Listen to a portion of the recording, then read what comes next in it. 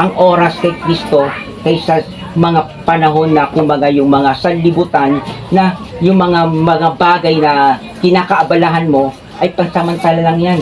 Pero pagdating ng panahon po, kay Kristo kaharap. Kay Kristo po tayo makikipag-usap. Lahat po tayo. Ang destinasyon po natin ay pagharap po kay Kristo na kung saan po lahat ng tao po. Kaya nga po, ilang taon na po kayo, Nay? 55. Oh, 55. Ito po, 37, no? 19. So, tingnan nyo po isang taon, 2 taon, 4 na taon.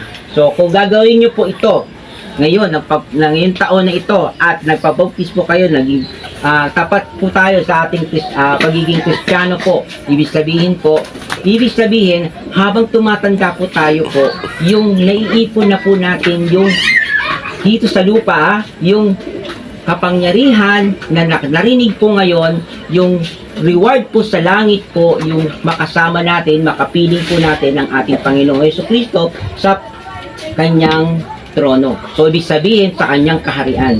So, ibig sabihin, huwag ko ipapayag na maiwan po kayo. Bakit po? Kasi, di ba, ang topic natin, yung maganda, yung hindi sumusunod at yung hindi nakikinig sa magandang balita. Pag hindi nyo ngayon to pinaniwalaan, yung ginagawa, yung pagbabasa ng Biblia na to, at hindi nyo sinunod, at tumigil kayo, pagdating ng panahon, huwag nyo po kami sisihin. Bakit po? Kasi po, binigay na namin po sa inyo yung patungkol kay Kristo. Nasa tao na po yan, nasa inyo na po yan. Kaya gusto po namin, dahil ito ay talagang para kay Kristo namin ginagawa, gusto namin makasama namin kayo sa kaharian ng ating Panginoon sa pagdating ng panahon. So, ibig sabihin po, mas masarap po pag kay Kristo po tayo. Gusto niyo po ba yun? So, yun po. May tanong po kayo? Tanong po. Kay Nay. Karagdagan lang po. Karagdagan po. Kailangan kasi natin talagang manumbalik sa ating Panginoon kasi lahat naman tayo ay nagkasala. Sabi nga ng Romans 3:23, sapagkat lahat tayo ay nagkasala at hindi tayo karapat-dapat sa paningin ng Panginoon. So, ang mga taong nagsasabi na wala silang kasalanan, minsan kasi nagsasabi yung mga tao, ay di ko na kailangan magpunta sa church kasi wala na kasalanan. Hindi naman ako nalalamang ng tao, di ba? Hindi naman ako nandaya, tumutulong pa nga ako eh. At kaya wala akong kasalanan, pero sabi sa Biblia, lahat tayo ay nagkasala at wala makarating sa kaluwalhatian yan ng Panginoon. Ibig sabihin ng mga tao na nagsasabi na wala silang kasalanan, sinungaling. Kaya pag tayo sinasabi natin na wala tayo ay walang kasalanan, ginawa natin sinungaling yung Diyos. Di ba? Kaya kailangan natin, inanggit nga ni brother kanina, kailangan natin manumbalik sa ating Panginoon. Kaya kasi, palagi lang tayo nakapokus sa mga makamundong bagay. Hindi natin iniisip yung last. Di mahalaga na sabihin natin, matanda na tayo, huli na lahat. Hindi po ganun. Kasi ang basihan po, hindi po basihan kung paano tayo nag-umpisa. Ang pinakamahalaga po is paano tayo magpapakita. Yun po, tama po. All is all together praise. Sun, the moon, and star on high. Praise the of heaven and the wood above the sky. Let the praise give Jehovah, for the theme alone is high.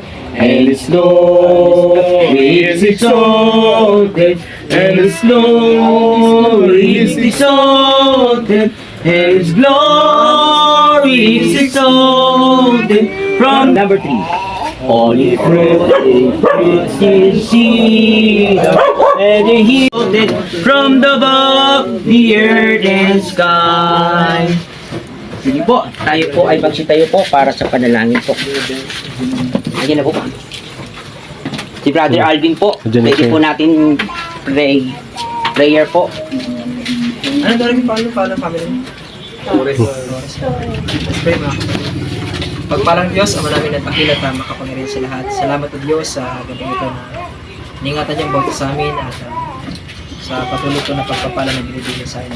Salamat akilang Diyos sa mensahe na napakinggan ang mga kaibigan ay binibigyan sa kanila ito naintindihan at gayon din sana ay natagdag madagdagan ang kanilang kaalaman pagdating po sa inyong mga takilang salita.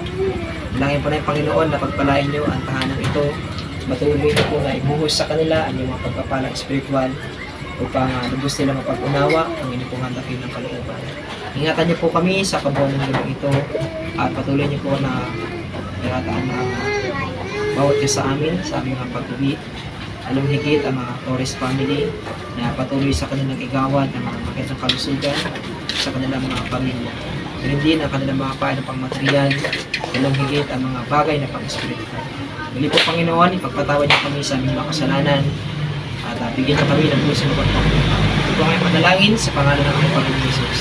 Amen. Thank you po. Thank you. Sensya na po. Thank Late po kami. Sumama na pa naman si Raymond. Tas late. Lagyan mo magyan yun, ha? Lang. Pang baso.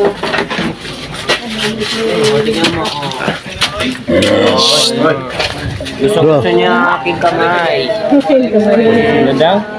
Hindi mo. Kanyang kamay. Si Ana Zane pala ito eh.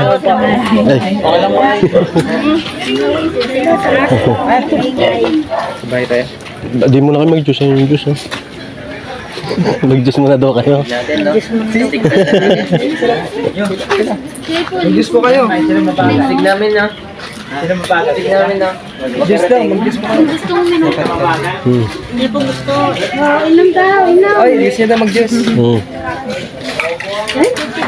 Inaan. Oh, juice yan, juice. Ako na lang naman juice. Nag-juice agad kami, no?